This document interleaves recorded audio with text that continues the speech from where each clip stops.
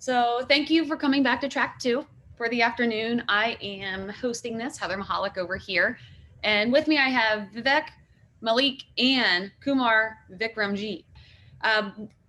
These two are coming together to talk to you about how to simplify your data with one tool. So it's always one of those difficult things where there's so much out there, right? There's so much, everything's convoluted. So anything you can do to simplify and make your life easier is super important. So without further ado, I will hand it over to you two. Thank you. Good morning, everyone. Good evening, good afternoon, wherever you are in the world. My name is Vivek Malik, and together with my colleague Kumar, we are going to have a short discussion on a tool that our team open source, which we think might come in handy for your day-to-day challenges. Next. So who are we and what do we do? We are the security intelligence team. We are part of Adobe Security Coordination Center, which is our primary detection and response shop. So anything that comes in as an incident or from day-to-day triage of alerts that our SOC would be handling to security, orchestration, and automation platform. That's all what we do in our day-to-day purposes. The primary purpose of this team is to do data science research in security field. We mostly focus on reactive security, and that basically means identifying threats that cannot be detected via conventional ways. So in other words, we use the logs, security data that we collect from Adobe's assets, and we try to find anomalies and bad stuff in them. Next. Really short, what is Stringlifier? It's a tool that aims to identify and eliminate random strings from a text block, but it can do way more than that. We'll get back to that later. Next. So why Stringifier? Why was there a need to develop something of this sorts, which is, as we are calling it, a Stringlifier? So as we mentioned that we focus on security, for quite some time, the security intelligence team has been working on various projects that leverage machine learning concepts for enhancing our detection and response capabilities like newly observed domains, application network baselining, anomalies in ASN data, so on and so forth. But one major challenge that we keep encountering is about anomaly detection. This is something that almost every security machine learning engineer is working on, but with varied success rates across the board, any organization, pick your poison. So if you ever had a chance to attend any of our talks or by our other colleagues, Andre Tiberiu, you would have heard Andre complain about it, about the success rates of machine learning and specifically in security. We know that machine learning algorithms, they prefer numeric input, and that makes perfect sense. Anomaly detection algorithms are more or less the same. So that is for our problem, our data, that's not numerical. That's not even close. Often as security professionals, you would be working with logs that are like host logs, process logs, paths, command lines, connections, IDS and IPS logs, so on and so forth. There's bunch of things, and all of them are in varied formats from different vendors. And these things are not numerical at all. So our task is to make those features into numerical form. And that is why we built something of this sort. So most of the logs that we gather at Adobe, they are numerical, and I can bet the same in your organization as well. So going back to the problem, compared to numerical values, which we can say they have boundaries like it's, let's say 10 is between 0 and 100, which is always true. The text is endless combinations that can break your static logic. So there are n number of permutations and combinations that can be brought up by text. Now, I'm not speaking here about natural language processing. I'm just talking about the random combinations that appear in the logs that you see day to day. So that is why data preparation and processing is fundamentally important for any algorithm that we would want to implement for our machine learning and anomaly detection. Next. So speaking of anomaly detection, the principle that's as simple as pie. Anomalies represent extremely rare events. The more question is how. In theory, if you group your data good enough, anomalies should be highlighted really simple because they don't fit in any group, and that's why they are called anomalies. So in past, we tried algorithms like BLUE scoring, k-means, TF-IDF, the byte pair encoding, even natural language processing, and so on. All of them, they worked magic, but all of them failed spectacular as well. Why would you ask? Because there were some observations, pieces of text, which they were very similar from a human perspective, but our algorithms kept failing to group them into the right context as they should. Plus, it was really hard to foresee all the possible and potential permutations and combinations. So coming back to anomaly detection principle, let's take a look at this picture itself. What do you see as an anomaly over here? From the very first look, you would say the egg in brown, that's an anomaly. But if you take a look closely, there are two eggs that are in love. All of our eggs are wearing masks. One egg is sneezing. So being a brown egg, that is not a specific feature anymore, or it might not be an anomaly altogether, because you can club the same egg with the other eggs that are wearing masks, and maybe the egg that is not wearing a mask might be an anomaly over here. So that is why, as I mentioned, the data preparation part is really important for any sort of algorithm you would want to work on. Next. So how are we processing data, or why we use Stringlifier to process the data? Our initial goal was to convert everything into zeros and ones. Basically, we wanted each feature to result in a fixed length combination of 0 and 1. Then when we concatenate all of these features of an event, you get a huge array of zeros and ones that would basically describe that particular event in itself. The scope was following. Similar events and observations will generate similar arrays, if not for identical. So why are we doing this? Because machine learning algorithms will find it way easier to highlight anomalies if the data used to train is in this kind of format. And now for the data, let's take a look at the example in the slide itself. For this slide, we picked up a log event from Hubble Stack, which is another Adobe open source project that you can take a look. This tool collects all kinds of host information from the entire Adobe server environment, be it cloud or on-prem.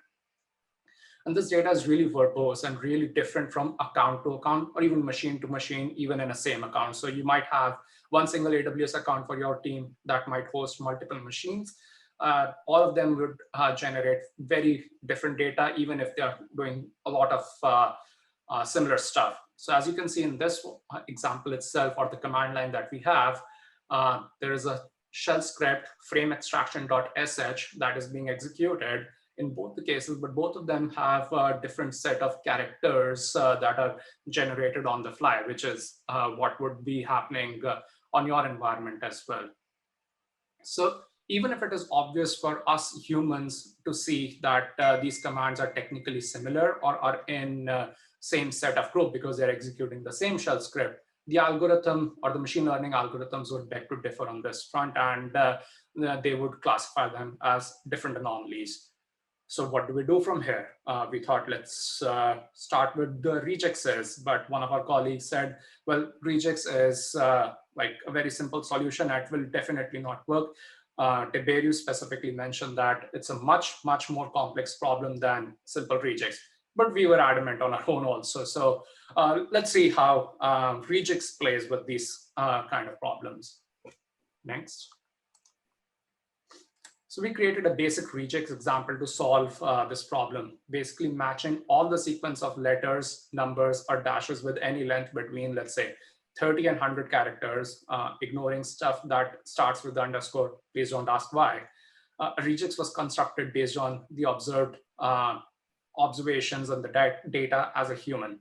So as you can see, it successfully replaces the random string that we are causing the issue with random string, as in the keyword random string in the Angular braces. So who needs machine learning implementations when we have regex? Regex is for the win, yes.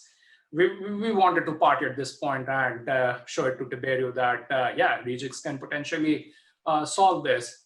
Or that's what we thought. That's where we started getting the bummers. Let's take a look how. Next. So a couple of days later, we started looking into the rare open files in similar set of logs.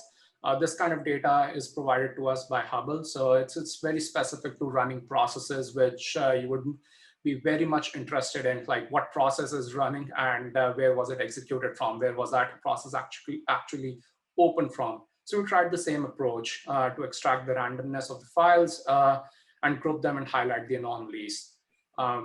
Let's try the rejects over here. Here in the results, you can see that the 3 strings were successfully converted, the first 3 ones. The next 3, they failed, and the last one wasn't even modified. And I think that's what exactly we desired.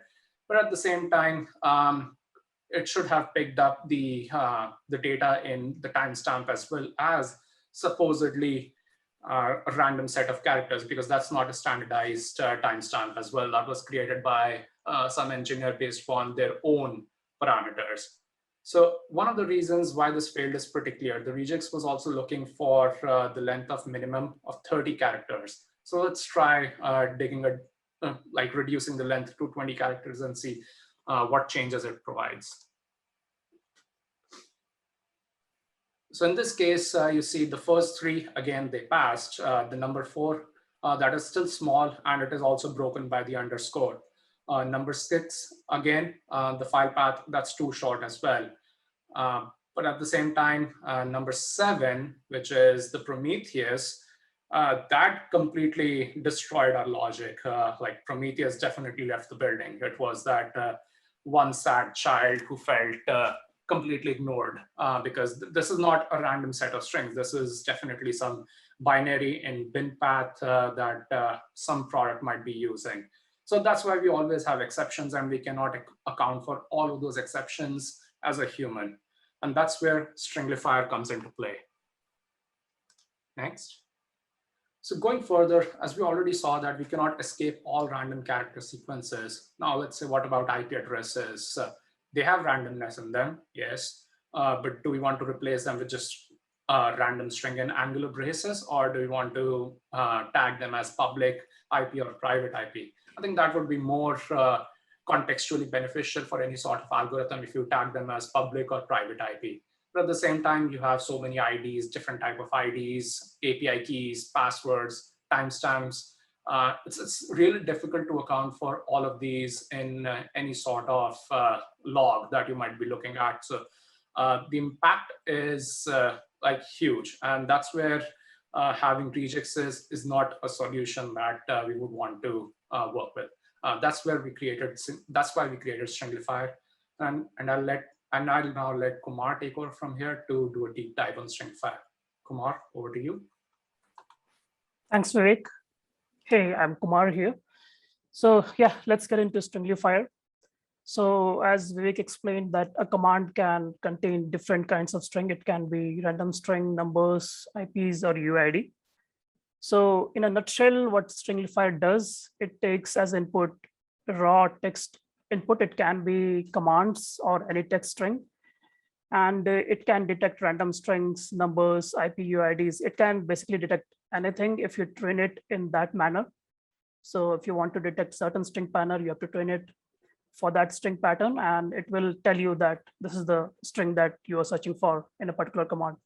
So Stringlifier is open sourced. You can go ahead and try it. For working in Python, you can install the pig package. So Stringlifier as a model. The model of Stringlifier is very straightforward. We do character label tagging here, and we detect continuous labels at runtime.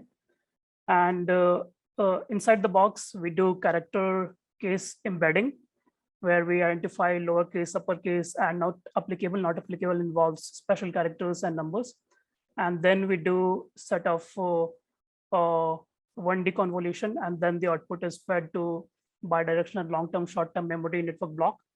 And finally, softmax output will tell what's the actual label for that particular substring. So these terms are like very common techniques that are used in NLP or CNN or RNN. So if you want more information, you can go ahead and look online. So the training was an issue for us because there was no such data where we can find character label tagging. So we created our own synthetic data. So we took around 400,000 common English words, and we combined it in various ways. And we also altered casing. to create various kinds of randomness. We also generated random numbers, random strings, UIDs for training. So one great thing about Stringlifier training is you can always train it with new data. It always generates data on the fly. So it's always a new data, and overfitting is not an issue here. We also simulated commands and parameters, which we'll look into in the next slides. So how to use Stringlifier? It's very easy to use it. You can just install Stringlifier using pip. Then you import the API, and then you instantiate the object. You pass the text where you want to identify labels. And as an output, you get the same text with identified labels. So for example, you see here that IP address got tagged as IP_ADR, and random string, which was a password, it got identifies as random string, and similarly UIDs. And if you pass the argument return_tokens, then you also get a list or an array of all the identified labels, along with the actual substring and the offset value for that string.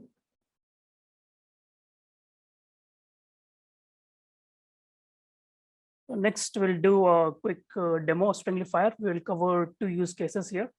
So the first use case, which is our primary use case in developing Stringlifier, is sanitizing commands for data statistics and ML implementation. So in a command, there are various sections, and some sections are important, some are not important. So for clustering the command, you might want to remove the unimportant sections. That's the purpose of Stringlifier. So here we have 4 commands. In a real scenario, you can have millions of commands depending on your environment. And we are just putting it in a data set. So let's look into the commands in detail. So each command has some kind of random string. The first one has the password. It also has IP address and UID string. The second one has a server name, which seems to be random. In the third one, there is a argument that is being passed that looks like a random string. And in the last one, it's IP table command with a IP address. So we might want to remove all these parameter values. So we'll just go ahead and execute the shells.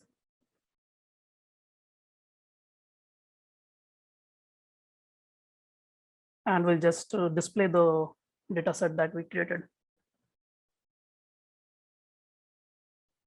So as you can see, it's just a simple DF with 4 commands. In the next shell, we are executing Stringlifier by just calling it and passing the text. And after that, we are using that function to clean up the commands feature. And we are creating a new feature called commands_clean. That's the clean version of it. So we'll execute all these cells and we'll look how the output looks like.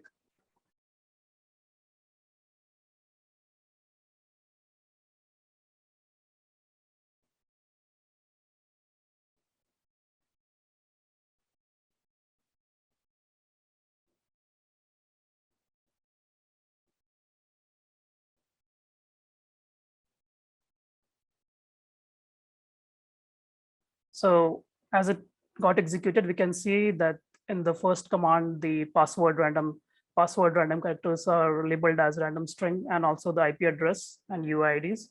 In the second one, the server got tagged as random string. And in the third one, the argument field got tagged as random string. And in the last one, it's the IP address, which got tagged. So in this way, it makes, sorry, this way it makes cleaning up the data very hassle-free.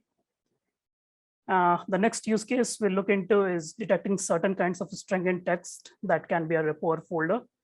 So this was not our primary use case, but once we released the project as open source, we find many people using it in various ways. And one of the ways is to detect secrets in repositories.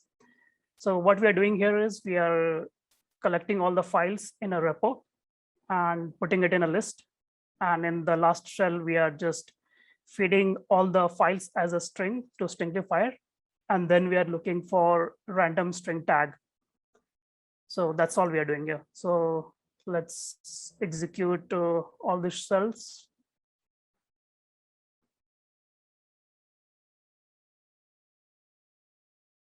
So normally it happens that developer accidentally or unintentionally, they leak some kind of secret, and that secret will appear publicly in GitHub, and that gets exploited, and it's a very common occurrence.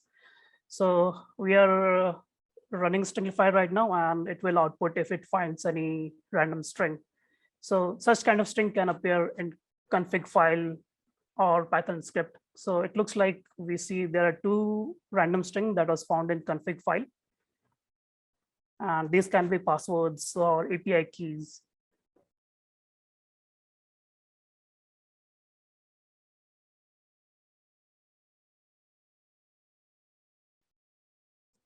And again, there was another occurrence of random string found in the Python script. So it can be an API key, the format looks like. So moving on to the next slide.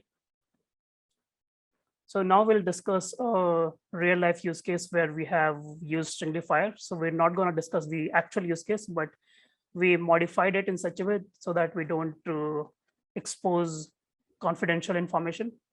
So what we are doing here is we are creating a synthetic data set first, and then we are running unsupervised clustering and then comparing the results. So there are some advantages and disadvantages of using synthetic data set. The advantages is you control how the data looks like, and you know the number of classes and clusters that particular data set has, which you can compare at the later stage to basically judge how good your cleanup was. The disadvantage is it's not a real data, so it can be biased or skewed in certain manners. So for running unsupervised clustering, what we did pre-cleanup. So pre-cleanup, basically, it's meant to remove the unimportant part of the commands, which will hinder clustering, which are usually random characters or parameters. So we did regex cleanup, Stringlifier cleanup, and we will look at both of these cleanup steps separately to compare both of them. And then we did some post-processing that involves ML process such as tokenization, term frequency, inverse, document frequency, dimensionality reduction, and finally unsupervised clustering. And finally, we'll compare the results. We'll compare the actual clusters with automatically generated clusters. So now we'll look at the data in a graphical format. We'll not look at the actual data right now. We'll just look at the clustered format.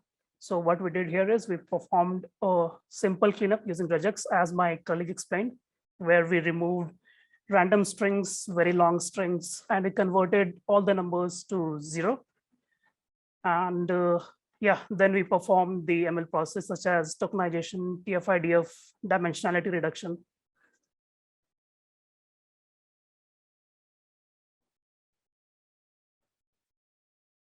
So in this slide, you can see a clustered graph.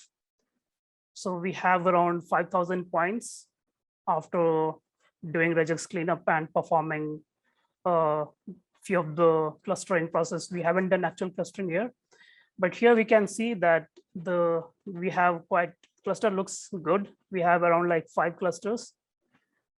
So let's go ahead and look at the process, how we created this synthetic data. So for creating synthetic data set, we took 3 almost fictional commands, and we added a few parameters. So these parameters, some of them are common, some of them are rare. And some commands, we didn't put parameter in every command, so it was non-mandatory. And we had some generation rules for creating parameter values.